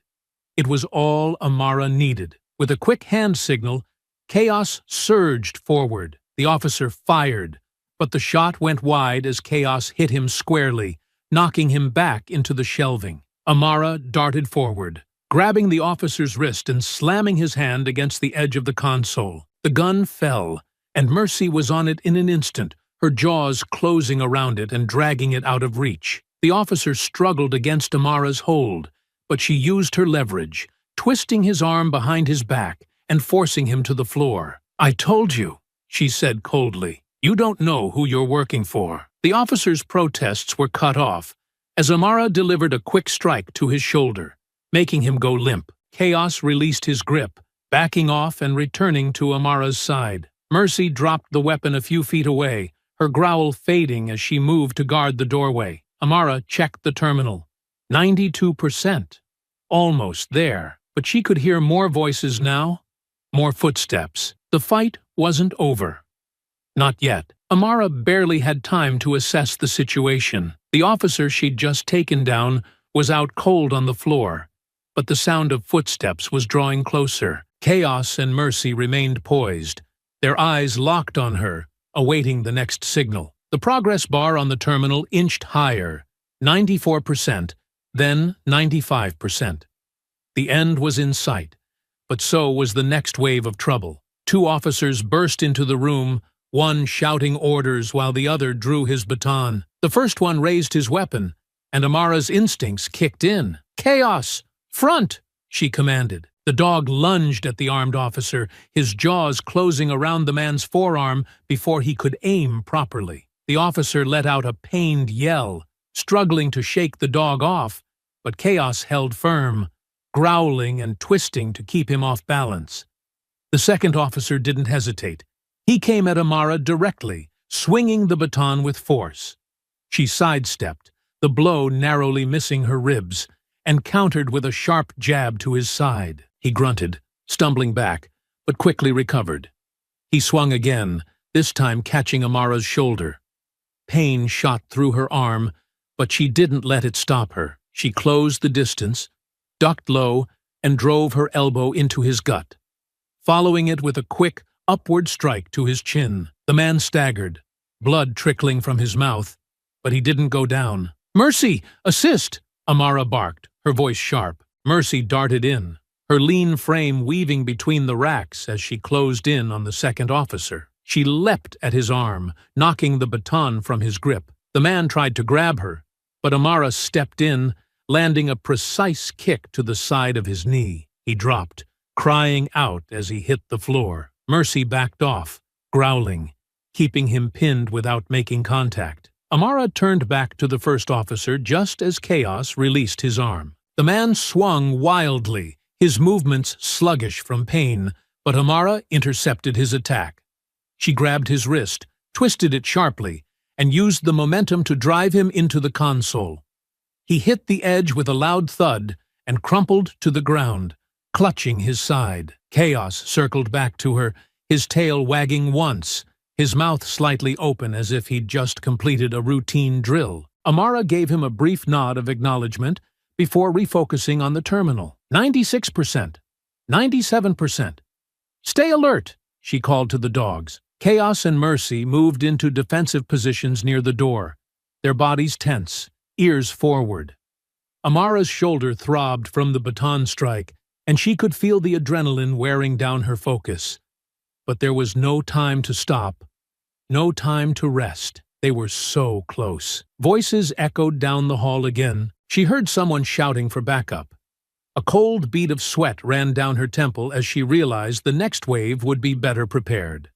This wasn't going to end cleanly. 98%. 99%. The next officers didn't wait. They charged in, weapons raised, barking orders. Amara had only seconds to act. Chaos! Left! Mercy! Right! She shouted. Chaos lunged to the left, knocking one officer off his feet before he could fire. Mercy darted to the right, forcing another to stumble back and lose his aim. Amara moved forward, staying low as the third officer swung at her. She took the hit to her ribs, the force knocking the air out of her lungs. Pain blossomed in her side, but she gritted her teeth and pushed through it. She caught his arm, used his own momentum to twist him around, and slammed him into a shelving unit. The fight was relentless. Amara's military training clashed against their brute force and numbers. She ducked and weaved, her strikes precise and calculated. But the officers weren't going down easily. One managed to grab her by the arm, pulling her into a chokehold. Her vision blurred for a moment as her breathing was cut off. Chaos saw it and reacted instantly, barreling into the man's legs, sending him toppling. Amara hit the floor hard, gasping for air, her shoulder and ribs screaming in pain. Another officer came at her, and Mercy intercepted, snapping at his arm and forcing him back. Amara rolled onto her side, scrambling to her feet, ignoring the burning ache in her body. She delivered a quick punch to his jaw, followed by a sharp elbow to his temple. He dropped to the ground, dazed. Her focus snapped back to the terminal. 100%. The drive's light blinked green, signaling the transfer was complete. Amara's breath hitched in relief, but she didn't hesitate. She yanked the drive free and shoved it into her pocket. The fight wasn't over yet. The remaining officers regrouped at the doorway. They hesitated for a brief moment, likely reassessing after seeing their comrades downed. Amara didn't give them a chance to rally. Chaos! Mercy! Go! She shouted, pointing toward the exit. The dogs moved in perfect unison, charging forward with incredible speed. Chaos hit the first officer low, knocking him off balance, while Mercy leapt at the second, forcing him to retreat. Amara followed, her movements sharp and decisive. She struck one officer in the knee, sending him crashing down, and pivoted to slam another into the wall. Her ribs screamed in protest, her body protesting every motion, but she didn't let it stop her. The last officer hesitated, his gun shaking in his hands. Amara locked eyes with him, her voice cold. Put it down, or you're next. The man froze, his gaze darting between Amara and the dogs. He made his choice, slowly lowering his weapon and backing away. Chaos growled low, just enough to keep him still. Amara straightened, her chest heaving. Blood dripped from her lip, where she'd taken a blow earlier, and her shoulder felt like it was on fire. She didn't bother checking on the downed officers. They weren't getting up anytime soon. Instead, she motioned to the dogs. Fall in. Chaos and Mercy immediately returned to her side, their ears pricked, their eyes still scanning for any remaining threats. Amara moved to the terminal one last time, confirming the files were sent and the console was cleared. Then she turned, stepping over the unconscious bodies as she headed for the door. The data was secure. They had what they needed. For now, though, she had won. Amara stepped into the dimly lit room, her body aching from the fight. She barely made it 2 steps before Gina and Darnell rushed to meet her. Chaos and Mercy lingered near the doorway, still alert, but their tails wagged slightly at Gina's approach. The air was thick with tension, but Amara's expression was calm as she reached into her jacket pocket. Here, she said, quietly. pulling out the small USB drive. She placed it in Gina's outstretched hand. "Everything's on there. The footage, the files, everything we need." Gina's fingers closed around the drive. "You sure it's all there?" "I stayed until it finished," Amara replied. "Every last piece." Darnell stepped closer, her gaze serious. "We'll get this uploaded right away. Once it's out, there's no pulling it back." Amara nodded. "That's the point." Within an hour, the data went live. The footage Gina had found, the identity records Darnell had uncovered, and the mission files Amara had unknowingly exposed years ago. All of it was uploaded to secure channels, then sent out to trusted reporters and investigative journalists. It spread faster than any of them expected. Social media exploded with headlines, "Corrupt Officer Exposed," "Hidden CIA Past Comes to Light," "Evidence of Systemic Cover-Up." The footage of the dogs being provoked, the documents showing Renner's fabricated identity, and the financial records tying him to off-the-books operations painted an undeniable picture. Reporters swarmed the precinct. They crowded outside the building, shoving microphones toward officers who looked bewildered and defensive. Inside, an internal review team descended, combing through every file, every record, every shred of paperwork connected to Renner. The department was in chaos. Renner himself didn't go quietly. When the news first broke, he tried to spin it as a misunderstanding, claiming the footage was doctored and the records taken out of context. But his voice carried less weight with every passing hour. The evidence was overwhelming. No matter how hard he tried to control the narrative, it slipped further from his grasp. The final blow came during a live press conference. Renner had managed to secure a podium inside the precinct's main lobby, flanked by a few loyal officers who hadn't yet realized the tide had turned. As he spoke, trying to downplay the mounting accusations, the cameras stayed fixed on him. His words grew more frantic, more defensive, as reporters shouted questions. "Captain Renner," one reporter called out, "how do you explain the footage showing you orchestrating the incident? Why does your personnel file contain multiple falsified entries?" Another demanded. Renner's voice grew tight, his composure cracking. "These accusations are baseless. The department is investigating thoroughly, and I assure you, he never got to finish." From the side of the room, Darnell stepped into view, her badge gleaming under the harsh fluorescent lights. She walked purposefully toward the podium, her hand resting on her belt. The room fell into a hush, the cameras zooming in on her as she approached. "Captain Renner," she said, her voice steady but firm, "you're under arrest." Renner's face darkened. "What is this?" he barked. "You can't—" Darnell didn't flinch. She raised her voice, speaking directly to the crowd of reporters and officers. "Captain Renner is being taken into custody for falsifying official records, orchestrating a criminal cover-up, and obstructing justice. He will answer for his actions." The reporters erupted, shouting questions and snapping photos. Renner's face turned red, his jaw tight as he tried to protest.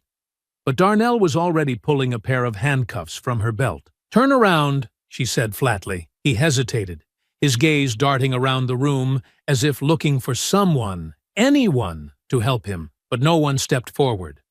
Slowly, reluctantly, he turned. The cameras captured every moment, the cuffs snapping around his wrists, his bitter scowl, the officers who once supported him standing silently to the side. It was a public fall from grace, broadcast live for everyone to see. As Renner was led away, Gina and Amara watched from a quiet corner of the building. Gina had her laptop open, monitoring the flood of responses online. The video of Renner's arrest was already being clipped and shared across every major platform. People were demanding answers, calling for accountability. And for once, the department couldn't brush it aside. "That'll stick," Gina said, closing her laptop with a nod. "He can't spin his way out of that one." Amara folded her arms, watching the screen that displayed the press conference feed. "What about the others?" she asked. "Rickson, the officers who helped him cover this up?" "Rickson's already talking," Darnell said as she joined them. When we pulled him in for questioning, he cracked. He admitted everything. How Renner manipulated the department, how they falsified the reports, how they tried to frame you. He knows federal charges are coming if he doesn't cooperate, so he's spilling every detail. Amara nodded slowly. So the house of cards is falling. It is, Darnell said.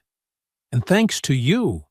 There's no stopping it now. The three of them stood together, the weight of the past few days settling on their shoulders. It wasn't over. Not completely.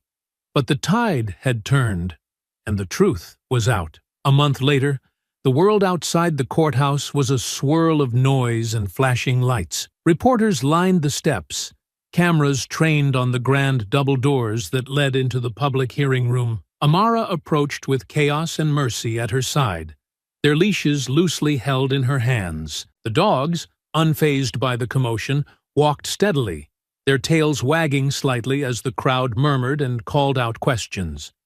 Inside, the hearing chamber was filled with city officials, law enforcement representatives, and members of the press. At the front of the room sat a panel of internal affairs leaders and public integrity commissioners. Amara stood tall before them, her back straight and her face calm. Her ribs had healed, her shoulder no longer ached, and the faint bruises from that night in the evidence room were now just a memory. But the story of that night, and everything that led up to it, was still fresh in everyone's mind. The hearing was brief, formal, and to the point. The panel stated that Amara was officially cleared of any wrongdoing. The evidence provided, including the viral footage of Chaos and Mercy defending her, had proven beyond a shadow of a doubt that she had acted in self-defense and in the pursuit of justice. Amara's actions had not only exposed corruption, but had also highlighted the critical need for accountability within the department. Her name was cleared, her record spotless. When the hearing concluded, the crowd outside erupted into a mixture of cheers and rapid-fire questions from the press. Amara stood on the courthouse steps, Chaos and Mercy sitting on either side of her, as she gave a brief statement. "I'm grateful that the truth came to light," she said, her voice steady, carrying easily over the murmurs of the crowd. "My only goal was to ensure that justice was served, and to make sure that no one, citizen or officer, was above the law. I couldn't have done it without the help of my family, my friends, and those who believed in doing what's right." A reporter called out, "What's next for you?" Amara glanced at the dogs, then at the gathered crowd. "A fresh start," she said simply, "and maybe some much-needed rest." Her words carried a weight of finality, but there was also a hint of a smile on her face, a rare, fleeting expression that hinted at hope. Later that evening, Amara sat on a quiet park bench with Gina. Chaos and Mercy played nearby, running through the grass, their tails wagging furiously as they chased each other. The viral footage of their bravery had transformed the public's perception. People who once judged Amara for her military past now saw her as someone who had stood up to corruption. Chaos and Mercy had become minor celebrities in their own right, their courage winning over the hearts of people everywhere. Gina leaned back, watching the dogs. "I still can't believe we made it out of this," she said, her tone a mixture of awe and relief. Amara glanced at her sister. "Neither can I," she admitted. "But you did good, Gina. That drive, the research. You were the key to all of this." Gina looked down at her hands, then back up at Amara. "I know we've had our differences," she said softly, "but I'm proud of you, of everything you've done." Amara didn't respond right away. She let the moment settle, the sounds of the dogs barking in the distance filling the silence. Finally, she turned to Gina. "I'm proud of you, too." It was a simple exchange, but it carried the weight of years of unspoken feelings. The sisters sat together, the tension between them melting away under the glow of the setting sun. A few weeks later, Darnell called Amara to meet at a small cafe near the precinct. It was early morning, the streets still quiet, and Amara arrived with Chaos and Mercy by her side. Darnell was already seated at an outdoor table, sipping a cup of coffee. She looked up as Amara approached, her expression unreadable. Amara took a seat across from her. "What's this about?" she asked. Darnell set her coffee down, folding her hands on the table. "Internal Affairs is making changes," she said. "Big ones. We're restructuring how we identify and deal with corruption. The public fallout from the Renner case made it clear that our old methods weren't enough. We need people who've seen how bad it can get.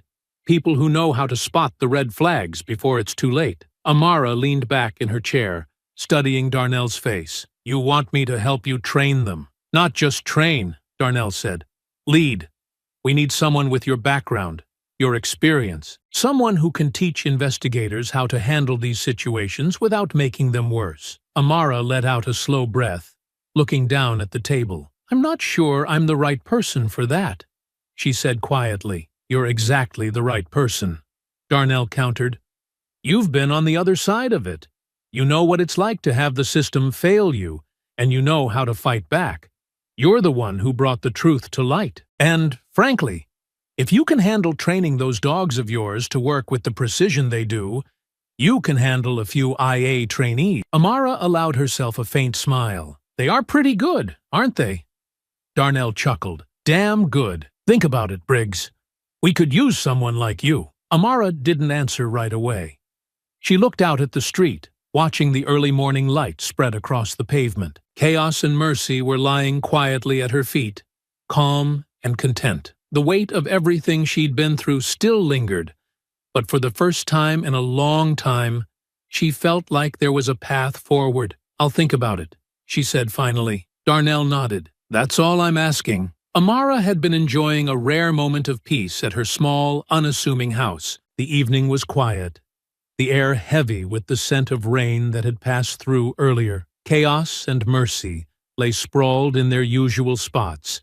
Chaos near the back door, Mercy curled at the foot of the couch. The steady rhythm of their breathing was a comforting backdrop as Amara sipped from a cup of tea, her mind far from the events that had upended her life in recent months. But the peace didn't last. Chaos suddenly lifted his head, his ears flicking toward the window.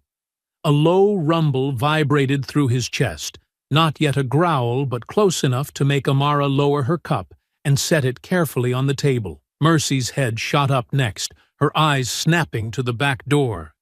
Her nose twitched, testing the air, and her body shifted into a more alert posture. Amara leaned forward, her movements slow and measured. She trusted her dog's instincts implicitly. They weren't prone to false alarms. Something was outside. The soft hum of the television became background noise as she focused on the dogs. On screen, a news anchor was reporting the aftermath of Renner's high-profile escape. The details were grim. Administrative loopholes, suspiciously timed paperwork, and rumors of well-placed allies who had smoothed his path. It was the kind of story that should have shocked the public. But all Amara could think about now was the faint rustling sound coming from the yard. She stood, moving quietly toward the kitchen. Chaos followed, his growl deepening slightly as his tail stiffened. Mercy stayed close, her eyes darting from the door to the window. Amara reached the counter and placed a hand on the nearest object. A heavy steel flashlight she kept there for power outages. The cool weight of it felt reassuring in her palm. Outside, the motion-activated light flickered on. Amara froze, listening carefully. There was no wind, no trees swaying to trigger it. Her jaw tightened. Chaos let out a single, sharp bark. She snapped her fingers once. Sharp, firm. He stopped barking immediately, but remained on high alert. Amara moved toward the window, keeping her profile low. The yard was empty. At least, it seemed that way. But the rain-soaked ground had a subtle disturbance. Muddy footprints leading toward the side gate. She exhaled through her nose. It wasn't a random animal wandering through. Someone was here. Her training clicked into place. She backed away from the window, making a series of hand signals to the dogs.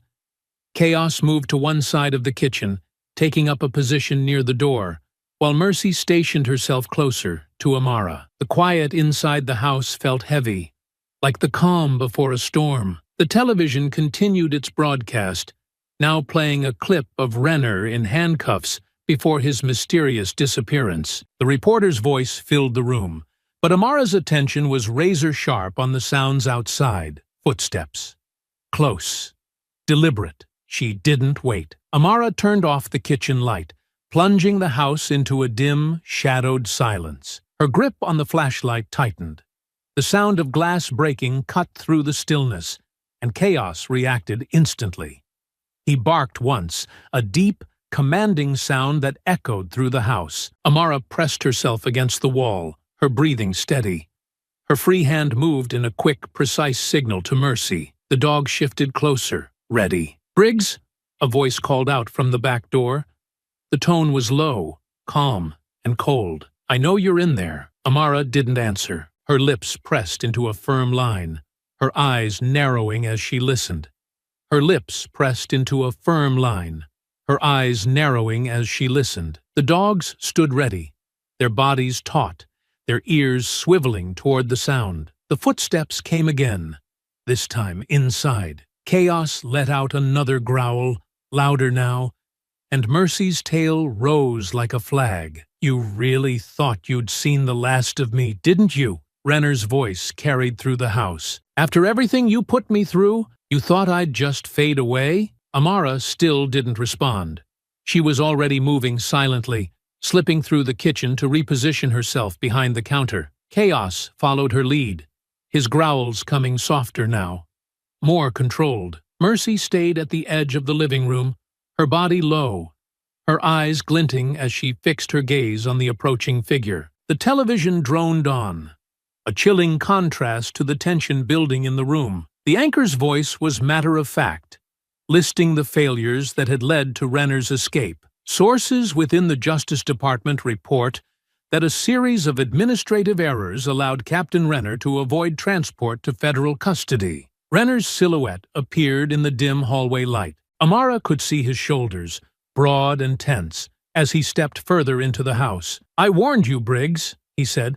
"I told you I'd be back." Amara's voice cut through the darkness, calm but laced with steel. "You made your choice, Renner. You lost. Now get out." Renner laughed bitterly, the sound harsh and jagged. "Lost? You think I lost? No, Briggs. I'm still here, still standing, and you're the one who's going to pay." Amara's grip tightened on the flashlight. Chaos and Mercy waited for her command, their focus unbroken. The fight was coming. She could feel it in the air, heavy and electric. Renner was close now, close enough that she could see the anger etched into his face, the unhinged glint in his eyes. He didn't just want revenge, he wanted to prove he was still in control. And Amara was ready. The crash of glass shattered the tense silence. Amara spun toward the sound just as Chaos barked sharply, a deep, commanding noise that echoed through the house. Mercy let out a fierce growl, her body stiffening. Renner stepped through the broken kitchen window, his movements quick, his face twisted with rage. He ditched his usual calm demeanor. Now he looked feral, desperate, his shoulders tense, and his fists clenched. "You couldn't leave well enough alone, could you?" Renner growled, his voice low and venomous. "You just had to ruin everything." Chaos lunged first, intercepting Renner as he moved toward Amara. The dog's teeth found their mark, clamping down on Renner's forearm. Renner yelled, slamming his free hand against the counter to steady himself. He flung Chaos aside, but the dog hit the ground and instantly rebounded, circling for another attack. Mercy darted in from the side, her jaws snapping at Renner's legs, forcing him to backpedal into the broken shards of glass. Amara didn't wait for him to recover. She grabbed the heavy flashlight from the counter and struck hard, aiming for his ribs. Renner blocked at the last second, the flashlight glancing off his forearm. He retaliated with a wide swing, catching Amara in the side. The blow knocked the air from her lungs and sent her stumbling, but she kept her grip on the flashlight. Chaos and Mercy pressed the advantage. Chaos leapt again, this time going for Renner's leg, his teeth sinking into the fabric of his pants and pulling him off balance. Renner stumbled, his heel crunching over shards of glass. Mercy snarled, snapping at his hand as he tried to steady himself on the counter. You think you can just set them on me? Renner spat, his voice cracking with frustration. He reached for something on the counter, anything he could use as a weapon. But Amara moved in, striking him hard on the wrist. The object, a glass jar, shattered to the floor, scattering fragments across the tile. Chaos lunged again, forcing Renner to stumble back. His movements became more erratic, his anger rising with every failed attempt to gain the upper hand. Amara ducked under a wild punch, driving her shoulder into Renner's chest and slamming him against the fridge. The metal door rattled, and Renner grunted, his hands clawing at her arms. She pivoted, throwing an elbow into his ribs before stepping back to regain her footing. Renner came at her again, swinging wildly. She dodged and countered, each move calculated, her training guiding her every step. Chaos and Mercy kept circling, growling and lunging at just the right moments to keep Renner off balance. When he turned to swing at Amara, Chaos struck low, pulling at his leg again. When he tried to kick Chaos off, Mercy lunged at his other side, snapping at his hand. The dogs moved as a unit, every motion perfectly timed. Renner finally grabbed a jagged piece of glass from the counter and slashed it in Amara's direction.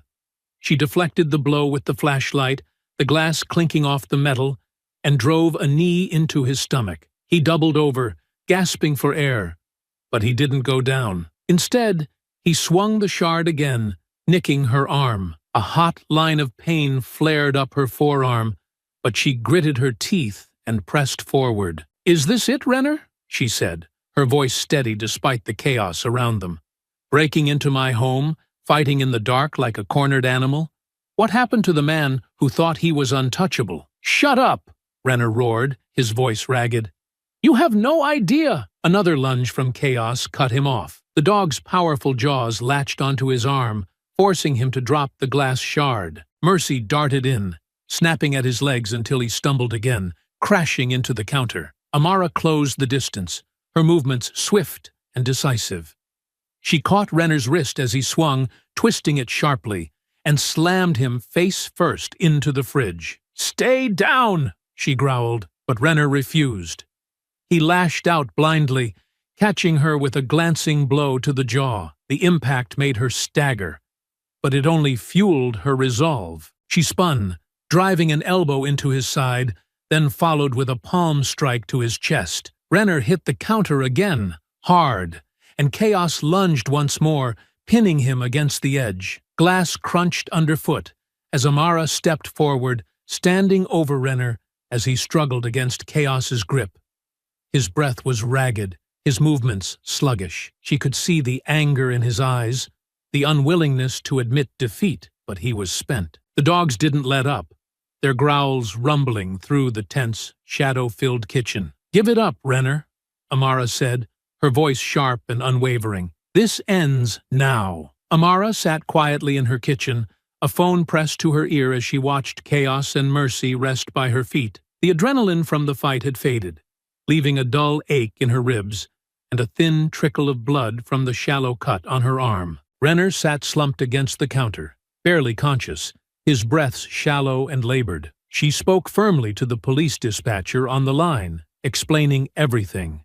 She provided her address, her name, and calmly detailed Renner's crimes, how he'd escaped, how he'd broken in, how she'd subdued him without taking his life. When the officers arrived, she handed Renner over without ceremony. There were no words exchanged. They cuffed him and led him out the door, their expressions grim as the weight of his actions finally caught up with him. Amara watched them go, standing at the threshold with Chaos and Mercy sitting alertly at her side. The night air was cool and quiet now, the scent of rain still lingering. Months later, Renner stood before a packed courtroom. The trial had drawn national attention, the evidence against him so overwhelming that even his most loyal allies couldn't protect him. The footage, the documents, and the testimony from people like Amara, Darnell, and Gina painted a clear picture of his guilt. The courtroom was silent as the judge read the verdict. Guilty on all counts. Renner's face remained impassive,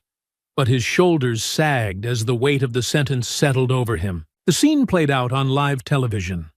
Amara watched from her living room, the glow of the screen illuminating the calm, warm space she'd built for herself. Chaos rested his head on her lap, and Mercy lay curled up at her feet. She didn't feel triumph or satisfaction. She felt relief. It was over. Justice had been served. In the months that followed, Amara quietly stepped away from the life she had known. She left behind the conflicts, the violence, and the chaos, choosing instead to focus on something that brought healing. With Chaos and Mercy at her side, she began training therapy dogs for veterans, men and women who had seen too much and carried invisible scars. The work was fulfilling, a way to help others find peace in the same way she had. Her days were simple, her nights even more so. The dogs slept soundly now, their breaths steady and peaceful. The tension that had once defined their lives was gone.